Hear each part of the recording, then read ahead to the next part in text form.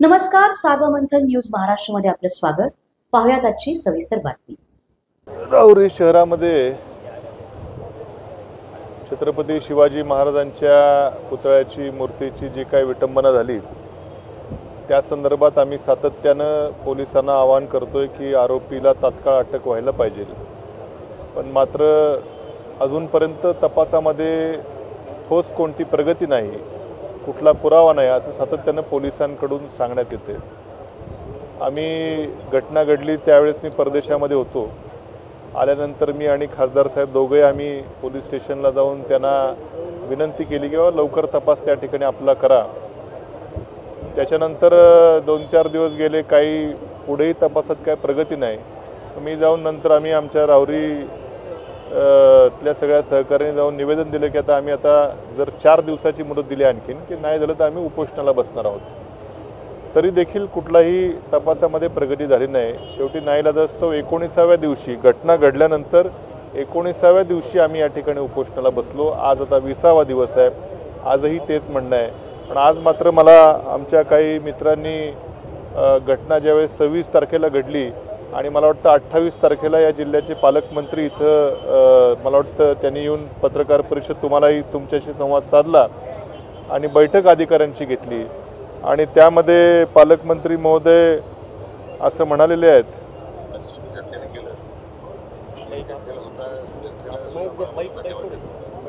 अरे आवाज कसा वाढवायचा रे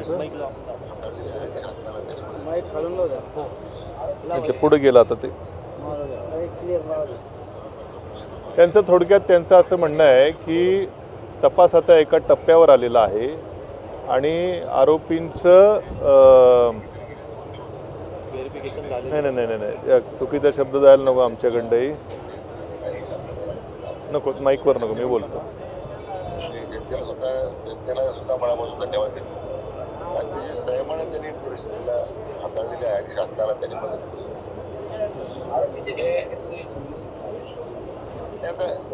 चौकशीचा भाग आहे. पण निश्चितच आपण त्या टप्प्यावर पोहोचलेलो आहोत. पण म्हटलं की एकदम काही नावं जाहीर करणं किंवा त्या संदर्भात काही नावाचा उलगडा जो होतोय त्याची पुण्याचं शहानिशा करण्याची सूचना. नावाचा उलगडा होतोय, एका टप्प्यापर्यंत तपास आलेला आहे. नावांचा उलगडा होतोय, पण काही शहानिशा करावी लागेल. हे वाक्य पालकमंत्री महोदयांचं 28 तारखेला आहे. हे मीटिंग तुमच्यासमोर जाण्याच्या अगोदर मला वाटतं बंद दारामध्ये अधिकाऱ्यांची चर्चा झाली आणि त्यानुसार असं दिसतं की पोलिसांनी पालकमंत्री महोदयांना ब्रीफिंग केलेलं दिसतंय की नावांचा उलगडा बऱ्यापैकी झालेला आहे. पण थोडं जरा अजून मग का नेमकं कन्फर्म करायचं आहे का काय करायचं हे मी नाही. आता पालकमंत्री महोदय तुमच्यासमोरच बोललेले आहेत. म्हणजे नेमकं काय तपास का लांबवला जातो याचं आम्हाला सर्वांना राहुरी शहरवासियांना खरं आता कोडं पडायला लागलेलं आहे. म्हणजे आमचं याच्यामध्ये प्रामाणिक हेतू एवढाच आहे की त्या दिवशी जी घटना घडली, शिवाजी महाराजांना काळं फासलं गेलं, त्यानंतर इथं जी दंगल सदृश परिस्थिती राहुरी शहरामध्ये झाली असं कधीच याच्या अगोदर झालं नसतं. थोडं अजून काय आलं असं दंगल होऊन मोठी जीवितहानी देखील झाली असती. अशी घटना परत होऊ नये एवढे आमची प्रामाणिक इच्छा आहे. आणि म्हणून हा आरोपी जर सापडला नाही किंवा लेट होत गेलं तर अशा आरोपींचं पुन्हा मनोबल वाढेल आणि पुन्हा आणखीन एखाद्या महापुरुषाचा अवमान करून वातावरण पेटवण्याचा प्रयत्न या शहरामध्ये होऊ नये एवढी आमची प्रामाणिक या शहराच्या शांततेसाठी, तालुक्याच्या शांततेसाठी आमची प्रामाणिक इच्छा आहे. मग स्वतः पालकमंत्री महोदयांना जर पोलीस ब्रीफिंग करत असतील की जवळपास उलगडलेलं आहे, तर मग आता उलगडल्यानंतर 20 दिवस होऊन जर का आरोपींचे नाव जाहीर होत नाही, कोणाला संशयित म्हणून ताब्यात घेत नाही, हा खरं मोठा प्रश्न त्या ठिकाणी आहे. आम्ही आता 2 दिवस उपोषणाचा मार्ग अवलंबला. मी तर अजूनही या शांततामय मार्गाने, लोकशाही मार्गाने उपोषण करण्यावरती मी ठाम आहे. जोपर्यंत ठोस काहीतरी आमच्या हातात लागत नाही तोपर्यंत मी काय उपोषण हे सोडणार नाही. पण आमचे सहकारी बरेचसे गावातले तरुण सहकारी त्यांनी मी नको म्हणत असताना देखील पोलिसांना निवेदन दिलं आणि शहर बंद करण्याची उद्याची त्यांनी हाक दिली. आणि मला वाटतं व्यापारी असोसिएशनला जाऊन ते भेटले आणि त्यांनी उद्या राहुरी शहर बंद ठेवण्याचा निर्णय व्यापारी संघटनेनं देखील नुकताच जाहीर केलेला आहे. त्यामुळे आता हे याची पोलीस प्रशासनानं खरं आता गंभीर दखल घेऊन मगाशी DYSP साहेब इथं आले होते, त्यांनाही म्हटले की कमीत कमी इथं राहुरीच्या PIना या प्रकरणाचा तपास करण्याकरता ॲडिशनल आणखीन मनुष्यबळ वाढून द्या. एवढी सेन्सिटिव्ह केस आहे. तर 4 मला वाटतं कॉन्स्टेबल, एक अधिकारी या सेपरेट या प्रकरणाच्या तपासासाठी आहेत. त्यांना अजून काही मनुष्यबळ इतर बाहेरच्या पोलीस स्टेशनवरनं वाढून द्या, त्यालाही ते काहीतरी करतो बोललेत. आणि मग अशा प्रकारे उपोषण तर चालूच राहणारच आहे.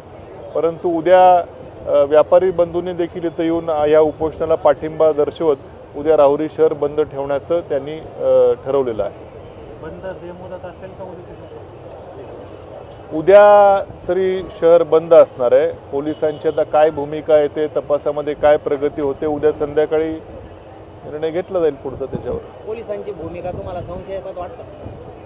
मी संशयास्पद असं म्हणणार नाही, पण मी जे घटनाक्रम तुमच्यासमोर आता सांगितला, जर उलगडत चाललेला आहे पण शहानिशा करायची, याचा नेमका अर्थ आता तुम्हीच त्याचा अर्थ लावा. मला तर ह्याचं काय कळालं नाही. जर उलगडत जवळपास आलेला आहे, मग एवढे 20 दिवस नेमकं कशाला लागतात, हाही मोठा प्रश्न आहे. ठीक आहे, पण मात्र ठोस काहीतरी आता याच्यामध्ये आल्याशिवाय, कारण मध्ये मध्ये 2 दिवस गाव बंद झालं आणि नंतर जवळपास सगळाच प्रकार हा शांत थंडावल्यासारखा झाला होता. मग ह्याच्यामध्ये अजून असंच प्रकार लोकांची काळ गेल्यानंतर जर असाच प्रकार उद्या अशीच केस हे पडली तर आरोपीचं फावतं त्याच्यामध्ये. म्हणून हे आरोपी अटक होईल म्हणून आमचा हा सगळा प्रयत्न आहे. घटना घडल्यानंतर आहे ना, नाही, तपास CID इथंच राहावा अशी माझी मागणी आहे. त्यांना आणखीन काय मनुष्यबळ द्यावं तर त्या मदतीला, पण हे अधिकारी चांगले आहेत, त्यांचा अगोदरचा ट्रॅक रेकॉर्डही चांगला आहे, त्यांच्याकडेच तपास द्यावा. उद्या CID कडे गेला की आम्हाला कोण इकडं काय तिकडं कोण जात बसणार.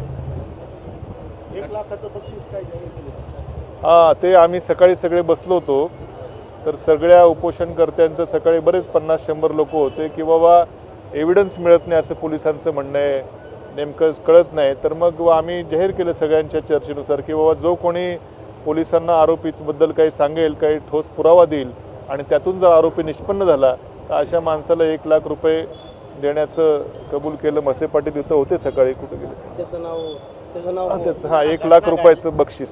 घटना घडल्यानंतर त्या दिवशी मतदारसंघाचे आमदार इथं आले होते, त्यानंतर ते इथं मतदारसंघात इथं फिरकलेच नाही. 15 इकडे फिरकलेच नाही. हे बघा, मला माझ्या कामाबद्दल बोलायचं, मला त्यांच्याबद्दल ते काय करतात ह्याच्याबद्दल मला काही घेणं देणं नाही. आता ह्यांनी विचारलंच आहे तर खरं बरोबर आहे ना. आता सत्ताधारी पक्षाचे आमदार आहेत, ते लोकप्रतिनिधी आहेत, सत्ताधारी पक्षाचे पालकमंत्री आहेत, सत्ताधारी पक्षाचे आमदार आहेत. तर घटना घडली त्यावेळेस त्यांनी रील्स काढले, सोशल मीडियावर टाकले. नंतर 20 दिवसामध्ये या मतदारसंघाच्या आमदारांनी या प्रश्नाबाबत बरं शब्द देखील काढलेला नाही आहेत. त्या दिवशी जसा देवेंद्र फडणवीसांना फोन लावला तसं जाऊन बसायला पाहिजे मुंबईमध्ये, तिथं त्यांच्या ऑफिसमध्ये जाऊन बसून इथं पोलिसांवरती दबाव आणून आणखीन जास्त त्या ठिकाणी तपासाला गती आणण्याचं काम खरं वास्तविक पाहता सत्ताधारी पक्षाच्या आमदारांचं होतं. पण मात्र ते कुठल्याही प्रकारचं ह्याच्यामध्ये काय, मला वाटतं काल परवा इथं आले होते, डॅमवर काहीतरी बैठक झाल्याचं, आजच होते का डॅमवर, काल इथं होते असं कळालं मला. पण त्या निवडणुका वगैरे वगैरे याच्यामध्ये हे प्रश्न त्यांना कदाचित जास्त महत्त्वाचे वाटत असावेत. पण छत्रपती शिवाजी महाराजांच्या विषयावरती सत्ताधारी आमदारांनी कुठल्याही प्रकारचं पोलिसांवरती दबाव न आणणं हे या मतदारसंघाचं दुर्भाग्य आहे. सार्वमंथन न्यूज महाराष्ट्राला लाईक करा, शेअर करा, सबस्क्राईब करा.